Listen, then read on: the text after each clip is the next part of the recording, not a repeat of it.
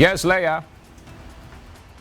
Magandang tanghali sa iyo, Aga. Inatasan nga ni PNP Acting Chief Police Lieutenant General Jose Melencio Nartates Jr.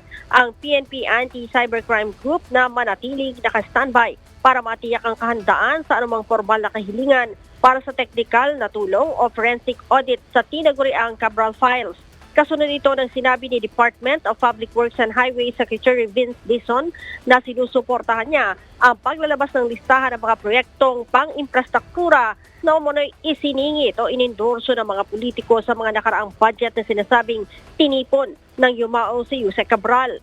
Gayunman binigyang diin niyan ang mga dokumentong ito kabilang ang computer ni Cabral ay kinakailangan sumailalim muna sa isang forensic audit.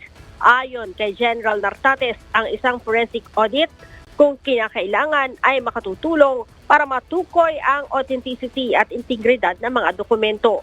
Dagdag ni General Nartates, hihintayin ng pulisyang isang formal na kahilingan mula sa anumang otorisadong ahensya para sa pagsasagawa ng forensic audit. Ang PNP-ACG aniya makikipagtulungan sakaling hingin ang tulong ng PNP. Sinabi pa ng General na nanatiling committed ang PNP sa pagsuporta sa mga ganitong inisyatiba. Muli rin iginiit ni General Nartates ang kahandaan ng PNP na tumulong sa mga prosesong naglalayong mapatibay ang authenticity at integridad ng mahalagang dokumento. Aga? Maraming salamat, Leia Ilagan.